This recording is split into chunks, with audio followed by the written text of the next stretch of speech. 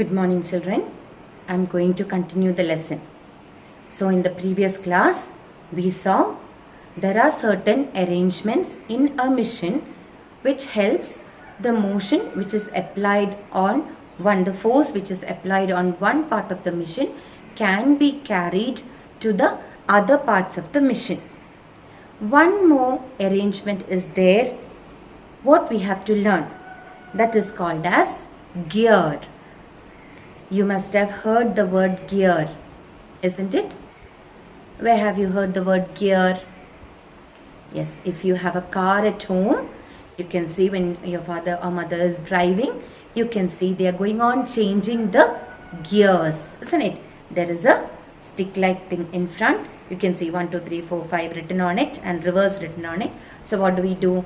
We keep on changing the gears when driving.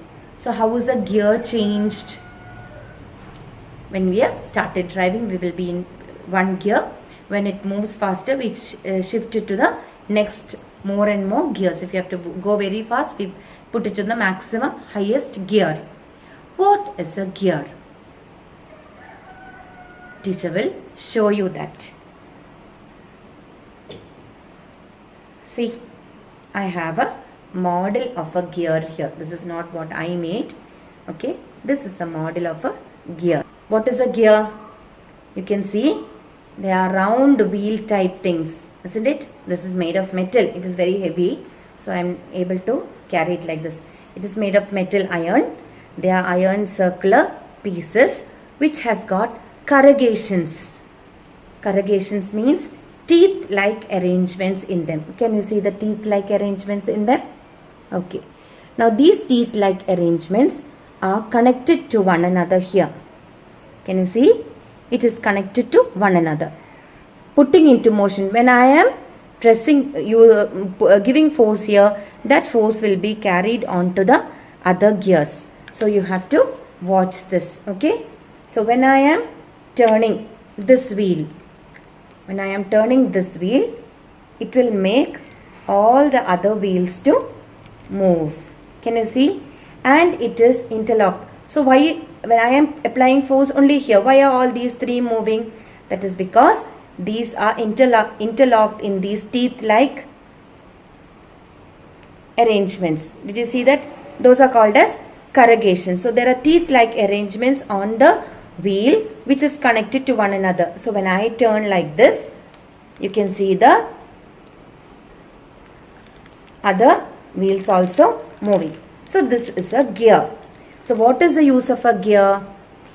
Same way, like how we learned the arrangements in other emissions also, gear, when we give the force to one gear, it makes the other ones to move, so that the motion is carried from one part of the machinery to the other parts of the machinery. Okay, so where do we find these gears? In which all machinery do we find these gears? Which machinery do we find these gears? You must have seen in very hot climate seasons, isn't it? During April and May, everywhere on the roadside we can see something. What is that we see? Yes, sugarcane juice machine, isn't it? Have you seen? How does it work? The man turns a wheel, there is a belt there. Then on the other side of the machine, if you come, you can see there are gears. That is, one wheel will be turning this side and one wheel will be turning that side, and it is connected to the machine. So the machine starts turning and you can get the, when you put the sugarcane inside, the juice comes out. So gears are arrangements which you can see in big machines and also in vehicles. Okay. So what is the peculiarity of this gear? Here we saw that when we turn one wheel, what is happening here? I am turning this wheel to the left side. But what is the peculiarity you found here?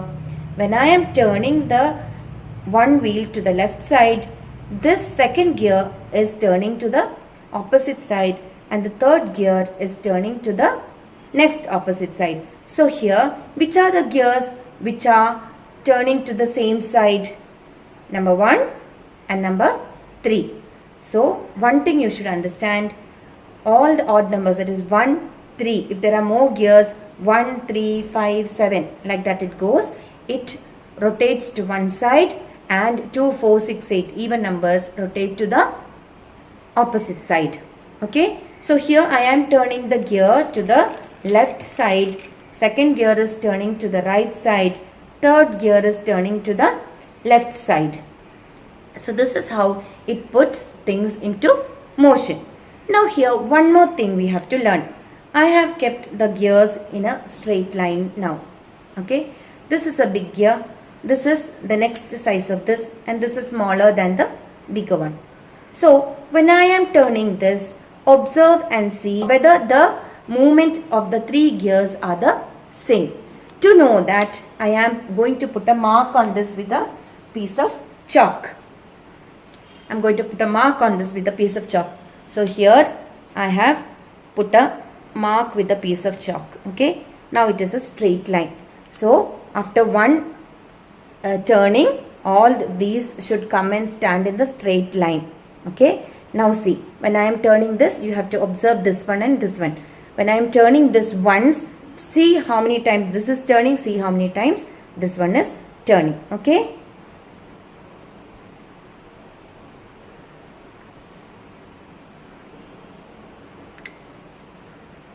now is it in the same line? No, isn't it? So what did you see here? We saw that when we moved this big one, this smaller one moved more than one and a little bit it moved, and this moved 1 and quarter, or 1 and little, a quarter portion more than that, isn't it? So here what did we see here? We saw when we are turning the small wheel using the big wheel, this one is running faster, isn't it? And if I am turning it this way, what will happen? When I am turning this smaller one, that will make the bigger one go slower. Did you understand? When I am turning the small gear using the big gear, then I can increase the speed.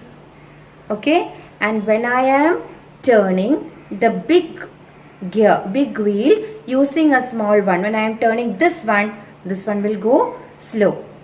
So did you understand what is the use of a gear? A gear is an arrangement which is seen in machines and vehicles, which can help us to increase or decrease the speed, and also to change the motion of direction of a machine. So here in a vehicle, sometimes in certain toys you must have seen, okay, the gears arranged in such a way that if the one gear is turning straight like this, another gear will be like this, so it can change the motion also. Okay, the motion is directed, the change to different directions.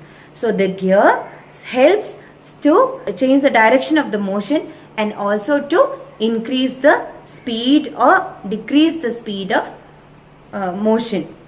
Is it very clear? So how does it decrease or increase the speed of the motion? That is, if we want to increase the speed of motion, we have to turn the small wheel using the big wheel. And if you want to decrease or slow down the speed of motion, then you have to turn the big wheel using the small wheel. If you look here, we can understand it clearly. If you want to increase the speed, okay, we have to turn this small wheel using the big wheel. Okay, and if you want to decrease the speed of motion, then you have to turn the big wheel using the small wheel. Using this wheel, we are turning this one. We are not turning all the three. That is what you have to understand using a gear. That is, we are turning only one wheel. Motion is given, force is given only on one wheel, but the force is carried over to the other wheels. Okay, that is called as a gear. So what did we learn in this part? We learned about gear. So what is a gear? A gear is an interlocking of corrugations or teeth, which helps us to rotate one with another. It helps us to rotate one wheel using another wheel, that is called as a gear. Now these gears we can find in different types of toys, such as the old winding toys. Have you seen such type of toys? You can see gears. In small watches you can see gears. Inside the clock arrangements you can see gears. So there are gears not only in vehicles but also in small toys also.